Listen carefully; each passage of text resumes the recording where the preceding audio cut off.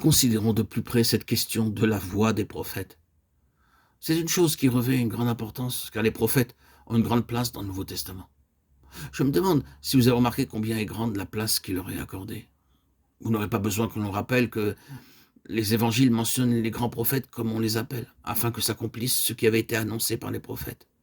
Combien de fois cette déclaration se rencontre dans les évangiles? On le constate depuis la naissance du Seigneur Jésus, et sur ce plan-là, seulement et en diverses occasions, les principaux prophètes sont mentionnés.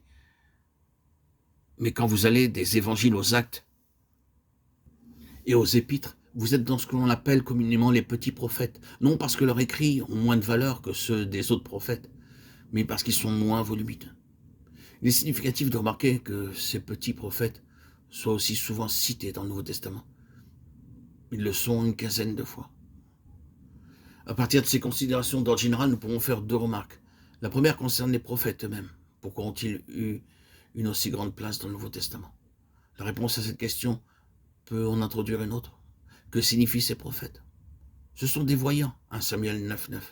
Ce sont les hommes qui voient, et en voyant, ils sont les yeux pour le peuple de Dieu.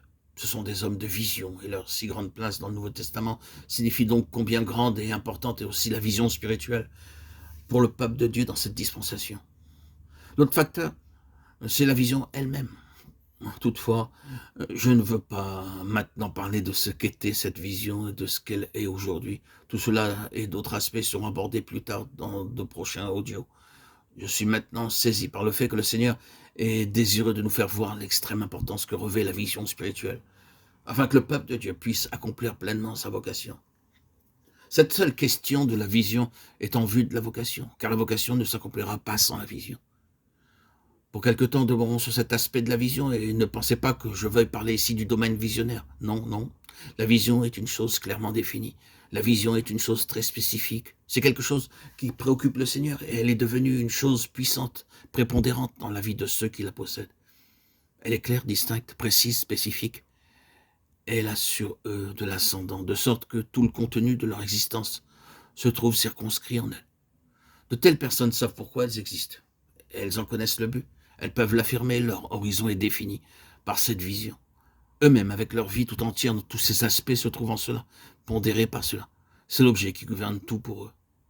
Il ne s'agit plus désormais de vivre sur cette terre pour faire ou posséder beaucoup de choses. Cette vision est devenue l'expression de leur vie même. Et c'est cet objectif distinctif et défini qui désormais gouverne tout. C'est une telle vision qui donne son vrai sens à la vie. La plupart des prophètes, ceux qui ont le titre de prophète, sont des hommes de vision. Et cette vision donne un but à la vie. Cette vision est un facteur d'unité.